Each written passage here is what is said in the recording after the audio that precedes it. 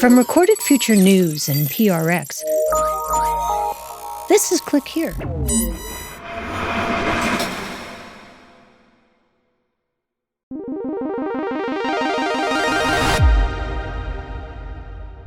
The story you're about to hear first aired some time ago. We're bringing it back now because while wars play out on the ground, modern conflicts are also being fought in a quieter place, cyberspace. Stryker has fallen victim to a cyber attack causing a devastating global outage to their operations. On March 11th, a cyber attack hit medical devices maker Stryker, and instead of locking up systems for ransom, the attackers appear to have tried to wipe them clean. In other words, this wasn't about getting paid, it was about shutting things down. A pro-Iranian hacking group called Handala claimed responsibility, saying the operation was in retaliation for a deadly U.S. strike on an elementary school in Iran. More than 165 people died, and most of them were children. Stryker says it hasn't found ransomware and believes the incident is now contained, but investigators are still trying to understand the full scope of the damage.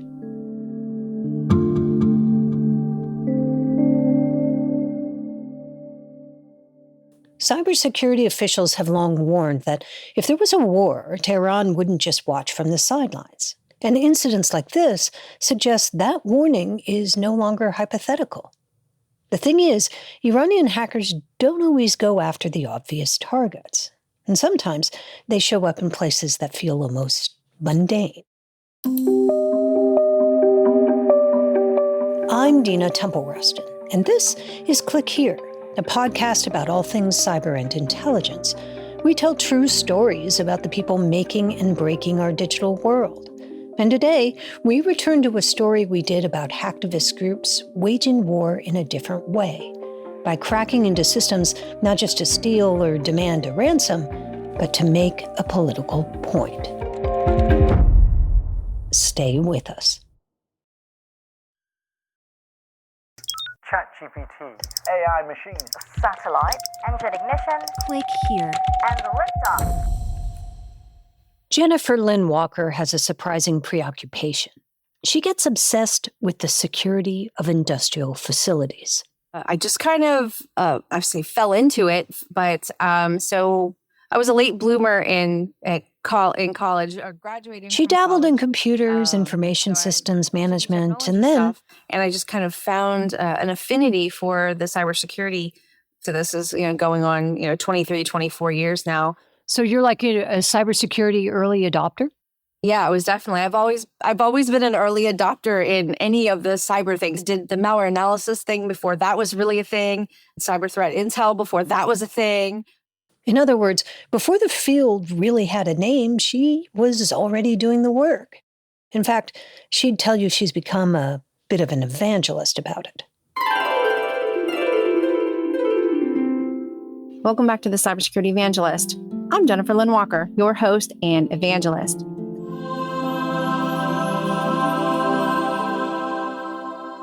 This is from her cybersecurity podcast. We added the music. She's now the director of cyber defense at something called the Water Information Sharing and Analysis Center, known as Water ISAC for short. It's essentially an industry association that helps water treatment facilities work on their cybersecurity. I am watching threats and vulnerabilities across the water and wastewater sector. I should probably pull up our mission statement. So when something unusual happens, she notices, like this thing that happened in November 2023. This morning, a cyber group is taking credit for breaching a water treatment plant in Pennsylvania. Her mind went into overdrive. What happened? Was this targeted thinking? Is there anything else going on? What's being said and how it's What she didn't know yet was that this would become a case study in modern hacktivism. The target was a small treatment facility about 18 miles northwest of Pittsburgh. So tell me about the Aliquippa Water Authority. Aliquippa. I mean, it's a small water utility. It's in Beaver County, Pennsylvania, and it serves about 15,000 people.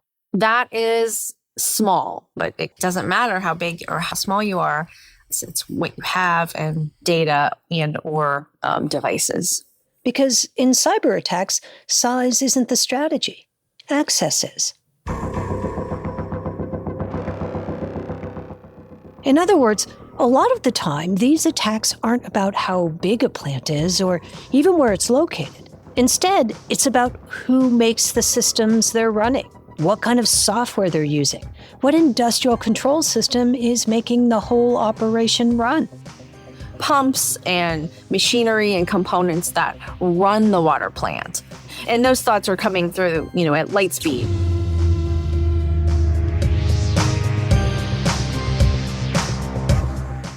Because Jennifer works on these kinds of problems for the Water ISAC, she got pulled in to help. And before she knew it, she was in a Zoom meeting with a bunch of state and federal officials, with the manager of Aliquippa talking them through what had happened. The general manager received a phone call from an operator. They had gotten an alert. And the alert said that one of the devices that allowed the plant to monitor water pressure remotely was now flashing a strange message on its screen. He didn't use the term defacement, but it had a message on it that said that it was from the Cyber Avengers. The Cyber Avengers, it's an Iranian hacktivist group. And their message made clear why they had chosen to target this obscure, tiny little water facility. The message said, anything that was made in Israel, any components that were made in Israel, they were going to target these. There's something about hacking water treatment plants that feels like a Hollywood movie. It's a kind of threat that feels cinematic, until you realize it's not. Holy Christ. Gonna need some more FBI guys, I guess. It just seems more sinister than your average cyber attack because the thing they're attacking is the thing we need to stay alive. The FBI and Secret Service cyber units are investigating the hacking of the municipal water supply system. Hacking in Pinellas County, Florida. Investigators are trying to hunt down the person who tried to poison a public water supply. Treatment plant that serves parts of the San Francisco Bay Area. And to do damage to a water facility, what the bad guys crack into is the industrial computer systems that control them, often something known as programmable logic controllers, or PLCs. Think of them as the computers that run the physical world. And they're used to monitor and run various operations in the water treatment process, things like chemical additives, flow control, water pressure. At any given time, if the pressure is too high, it could break pipes or, that could lead to other issues. If it's too low, then, you wouldn't get water to your community. We talk a lot about hackers who launch cyber attacks using some coded weapon they've built, malware they've put together, or a backdoor that they've created. The Cyber Avengers hack on the water treatment plant wasn't like that. It was much simpler. All they appeared to have done is scan the internet looking for people who were using the factory defaults on a particular kind of programmable controller. They wanted to find any PLC made by a company named Unitronics. Unitronics is a public company with a strong international presence in more than 60 countries. And what made them focus on this one particular company? Well, Cyber Avengers is linked to Iran's Islamic Revolutionary Guard Corps. So perhaps it's no surprise that they targeted Unitronics not because of the systems it used, but because of where it was based, in Israel. In other words, this wasn't about technology, it was about politics.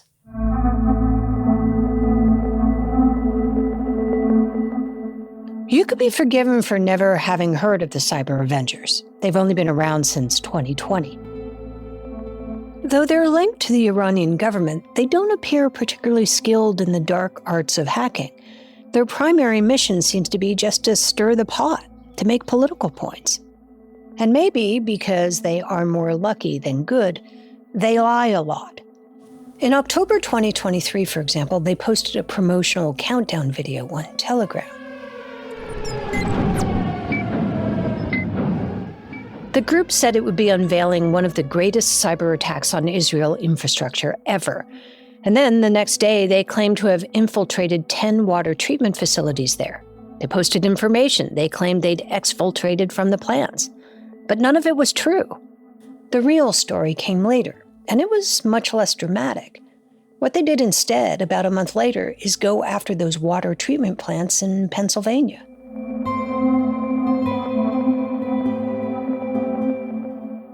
And it turns out finding their targets was child's play.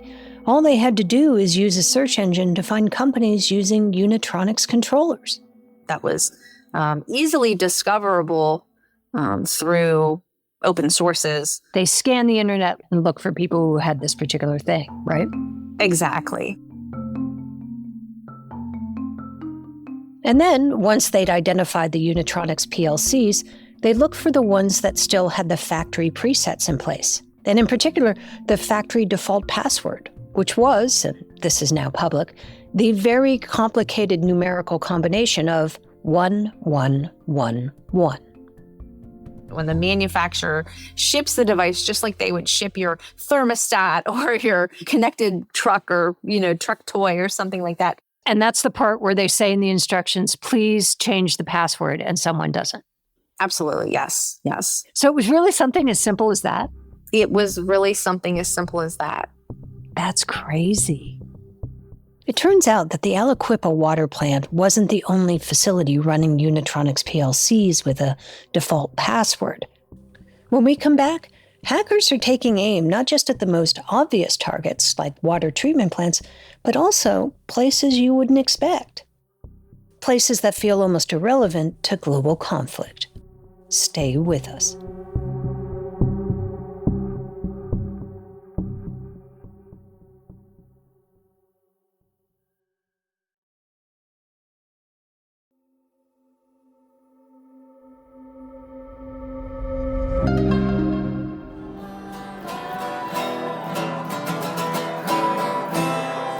Oh, I can't wait to see you.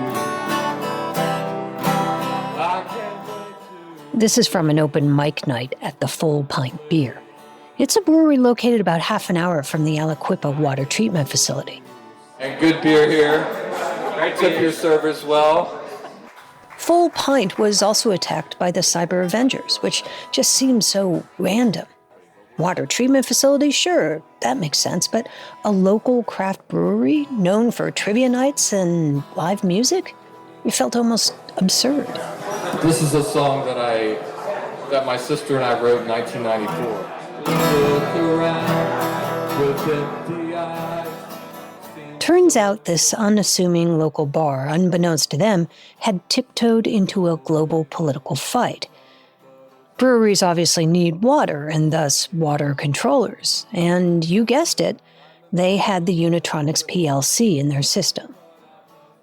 And when the folks at Full Pint came to find out that they'd been attacked by some kind of political hacktivist trying to get even with Israel, they seemed sort of bemused. They didn't want to talk to us on the record about it, but they did make the hack public on their Facebook page. Ugh, their message begins. The brewery control system received a cyber attack over the weekend. We're working to restore things to working order. Thank goodness for backups. They helpfully included a picture of the Cyber Avengers message. You have been hacked, it reads, down with Israel. And then they basically said in broken English that they believed anything made in Israel was a legitimate target. I asked Jennifer if she saw any deeper meaning in the fact that the Cyber Avengers had decided to target both water and beer. I knew it just had nothing more to do than, what the fact that they were running the same type of component. Right. So if it was a pretzel factory too, it might be a conspiracy. Potentially. I mean, no water, no beer. Why? I mean, no pretzels. It was almost as if the Cyber Avengers were sending not just a political message, but an I love the Simpsons message too. Looks like there's beer coming out of the chimney. I am proceeding on foot, calling a code 8. We need pretzels. Repeat, pretzels.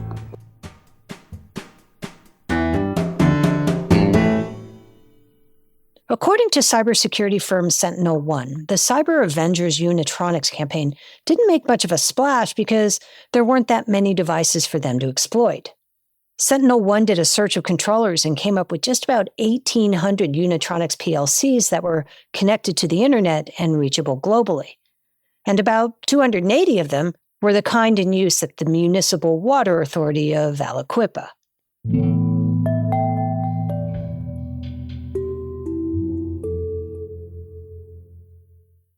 There was the potential for a lot of other industries to get mixed up in this. The Unitronics controllers are used in energy, food, and healthcare manufacturing, which means this could have spread far beyond water or beer. Though Jennifer Lynn Walker said it isn't just a Unitronics problem. Literally any system that's on a network could be vulnerable. The message is, don't stop at Unitronics. Look at the other devices. Check all of your PLCs, especially the ones that are connected to the internet, and remove them from the internet if you really don't need them to be connected.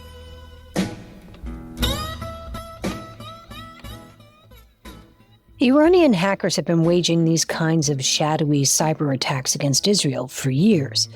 There are literally dozens of Iranian hacker groups with names like Karma or Muddy Waters, with apologies to the Chicago Blues. What appears to have changed isn't the multitude of hacking groups. It's how they're showing signs of sophistication. While the cyber avengers so far have been relatively harmless, there are many groups that have done real damage, and increasingly so. And few people have watched this as closely as Gil Messing. He's the chief of staff at a cybersecurity company called Checkpoint. So let me just ask you, how long have you been sort of tracking Iranian threat actors? When have we not? Iran is probably the most prominent cyber offensive player in the region, and one of the biggest in the world. But Gil says over the past 2 years, Iranian hackers have been changing. They're cracking into security cameras in Israel and stepping up their regional espionage operations. You could see them mostly in government agencies or ministries. You could see them in areas or companies which host large amounts of data. And they're starting to deploy malware that is leaps and bounds better than what they used to have in the past. They have malware that doesn't just infiltrate networks, but actually maps them out too, which can help if you're planning a future attack. They've also found ways to customize it so they can steal huge amounts of data and leave hardly a trace. And Gil, for his part, says he thinks he knows why this is happening now. Ukraine has turned out to be a testbed. The war in Ukraine was a greenhouse for many cyber trends. Ukraine's IT army codified the use of activist hackers. They recruited IT professionals from around the world and then encouraged them to hack Russia. Whatever happens in one war is being imitated and to some extent improved in a different war. We're learning from this as what we refer as cyber defenders, but hackers are also learning from this as well. And you could see in their forums that they're sharing information, and they're sharing experiences, and they're sharing capabilities. They're doing all these things. And while Ukrainian hacktivists didn't have any epic hacks, U.S. officials say they did something almost as important. They kept Russia's hackers on the back foot, defending instead of attacking. And that's certainly happening now in Israel, as hacker groups backed by Iran or Hamas or Hezbollah attack both Israel and its allies in ways both big and small. There is one hacking group in particular that he's been focused on. Now, the most prominent one is called Cyber-Tufan. Cyber-Tufan. It made a name for itself by hacking into an Israeli website hosting service called Signature IT. It stores, among other things, the Israel State Archives and dozens of the nation's retailers. Cyber-Tufan hackers shut many of the sites down. Think of an Israeli version of Home Depot that for over a weekend didn't have a website for online shopping, which is quite significant. The group then posted the names, email addresses, and personal information of millions of Israeli customers on Telegram. The list of victims were very, very large. And then Cyber-Tufan published a kind of manifesto, a decree on why they had chosen to hack the companies they hacked, to ensure that no one thought it was random. Why it's so important in Israel, why they attacked them. and also to link it to specific actions that happened in the war. When Cyber Tufan threatened to leak data of an Israeli medical company, it posted something on Telegram that said it was retribution for a very specific thing. We attacked this medical company, they said, because Prime Minister Benjamin Netanyahu and IDF forces had, quote, bombed our hospitals. Sometimes the hacks are more personal and even sinister. Back in October 2023, after Hamas stormed the border with Israel and took hundreds of hostages back to Gaza, the group took aim at the families of the people they had taken. They sent them a text message, a designated text message, saying, "Hi, we have captured your son or daughter. If you want to communicate with them, press this link. Write here your name, your email, and the message you want to send them, and click here." But if they clicked, they didn't connect with their loved ones. Instead, it would download malware to their phones.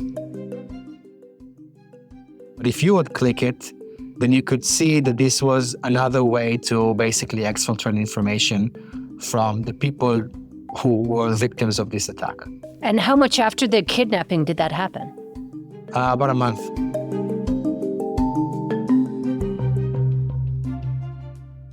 Gil said it's the details here that make the effort remarkable.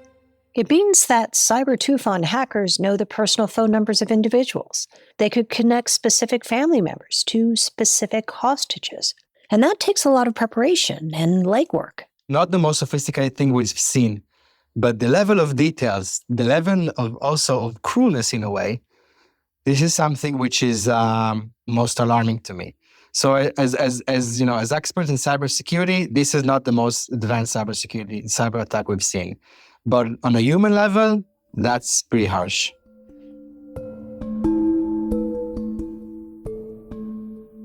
And Gil says this is only the beginning. The Russian invasion of Ukraine is seen as the world's first truly hybrid war, in which cyber weapons have been wielded right alongside more traditional ones. So we've only just started to understand what a hybrid war actually looks like. And I'm sure that in the next war, then somebody else will learn from the lessons of this war and try to be better and greater. And that means what feels new now won't stay that way for long. This is Click Here.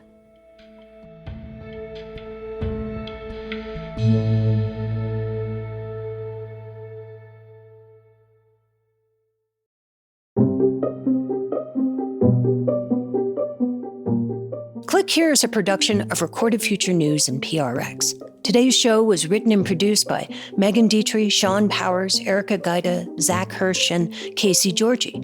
It was edited by Karen Duffin and Sarah Quevedo, and fact-checked by Darren Ankrum. Original music is by Ben Livingston, with additional music from Blue Dot Sessions. Our staff writer is Lucas Riley, our illustrator is Megan Goff, and our sound designers and engineers are Jake Cook and Jesse Neiswanger. I'm Dina Temple-Reston, and thanks for listening.